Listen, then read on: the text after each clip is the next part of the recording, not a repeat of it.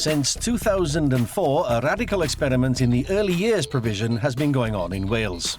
At over 40 schools across the country, they've been piloting a new play-based curriculum for 3 to 7-year-olds, and from 2008, it will be implemented in all schools. Welcome to the foundation phase.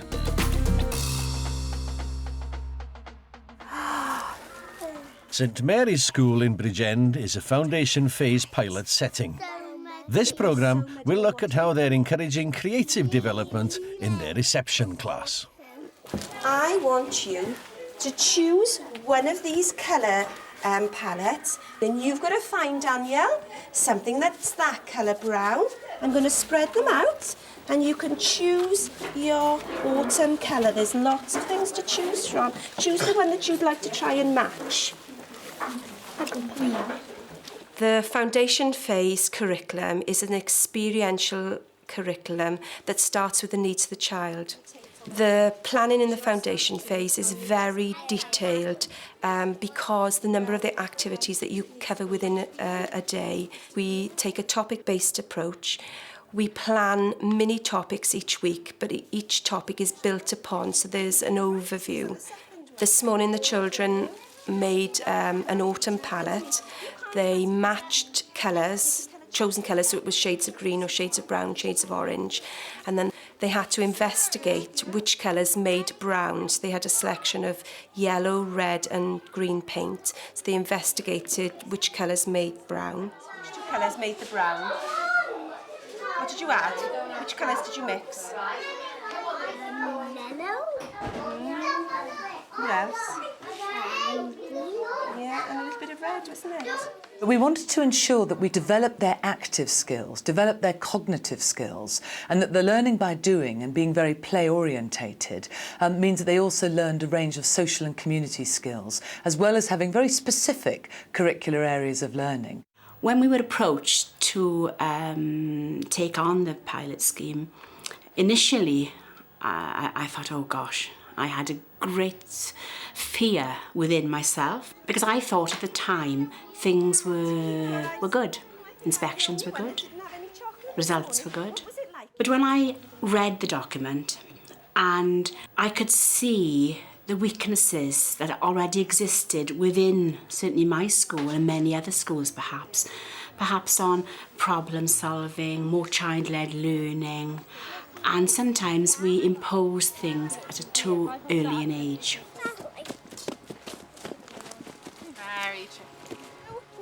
One of the biggest changes is staffing and ratio at reception. We now have a staffing of 1 to 8. But it's important that the staffing are used to lead the learning, to observe and take the children's learning on. It's not just to make the teacher's life easier. The staff here are involved in planning, delivering, assessing the children's needs. It's very much a team effort. I wonder who can open up the child test. Who would you like to? Which key do you think might fit in there? Have a look. Maybe this one.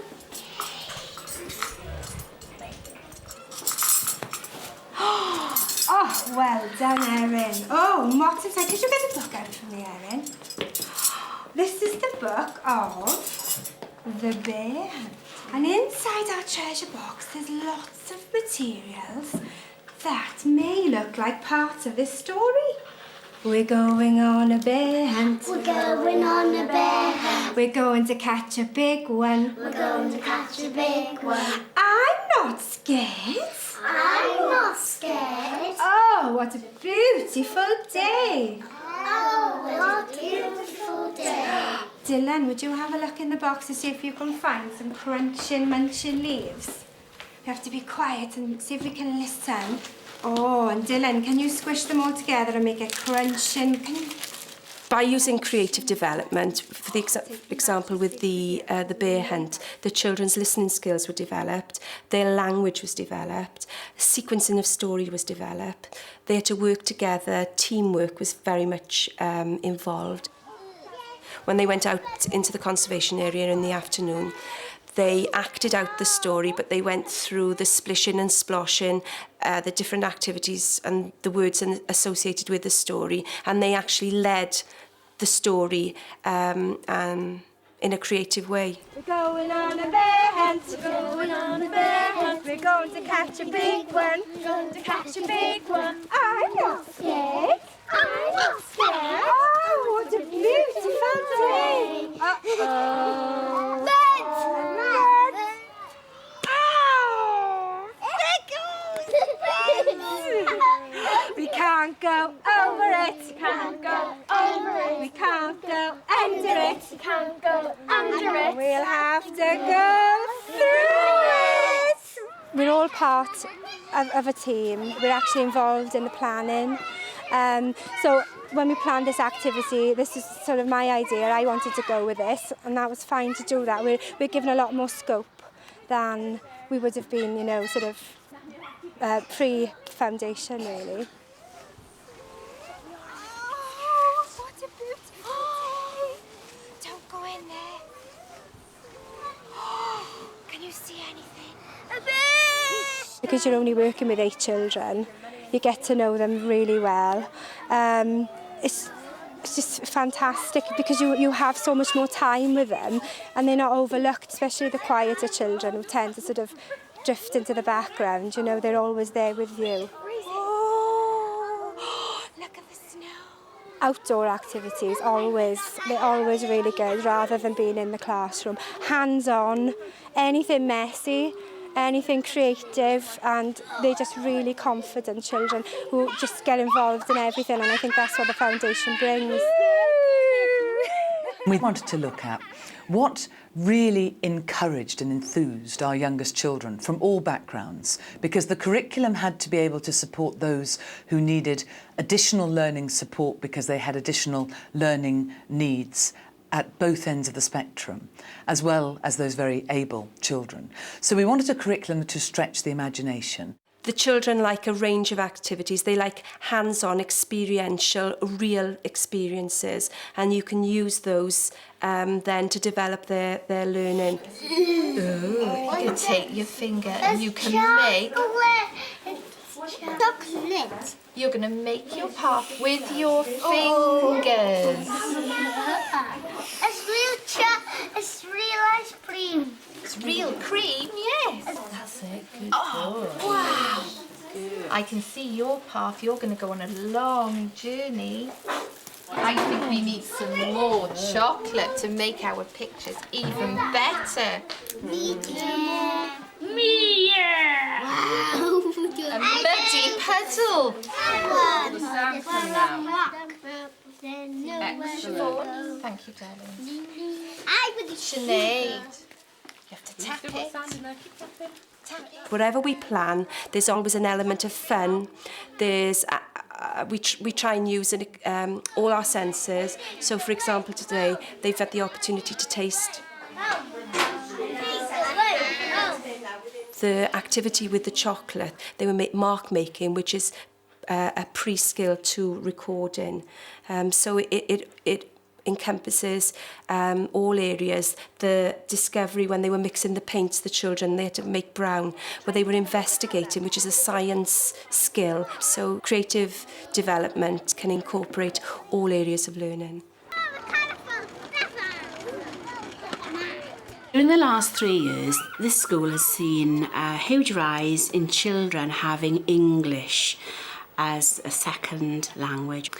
We now have nearly 40 children, which is a huge rise for an area like Bridgend. Foundation phase has been a wonderful opportunity for these children. I say this because the learning there is dependent upon a great interaction between adult and child, and therefore language skills and language acquisition has been much quicker than it normally would have been. Oh, you've got 2 tails now.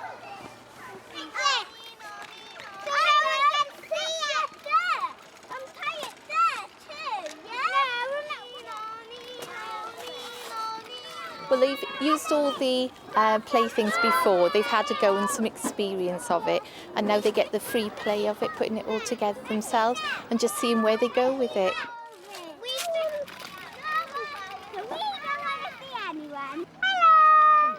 With role play, there's no right and wrong answer. The children can lead their own learning. They can call on previous experiences and apply it to the situation that they're in. And what you find then is when you draw upon that learning experience with the children, when they come to record, that their recording work is far more creative. They have no inhibitions. They're not afraid of failing. They're not afraid of something being right or wrong. They can draw on all those experiences in lots of areas. Because what we're going to do, we're going to make a small piece of felt each, and then we're going to join it together to make one big piece of felt. Part of our creative curriculum, we often look to bring in artists or specialists, and the lady who was working with us, she does lots of felt workshops. So the work that the children had carried out on autumn and the autumn palette and looking at autumn colours, I thought it was a nice activity for her to come in and support and use natural materials to produce a piece of material that reflected autumn. Gently, slowly. That's it. Oh, look at that, look at that. The activity was an extended activity. They needed to stay on task for an extended period of time.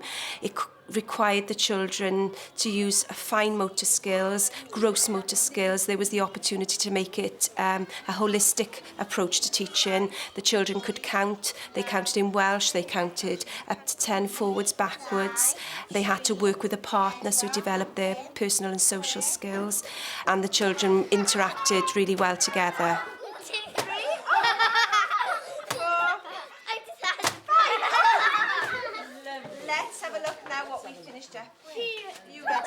I don't think the child that has gone through foundation phase and will end up in year 2 this year will be the same sort of child that we've had previously at the end of the year 2. The transition from foundation phase to key stage 2 is going to be absolutely crucial, because what we don't want is all the good work that has gone on in foundation phase to just get squashed into the Key Stage 2 curriculum.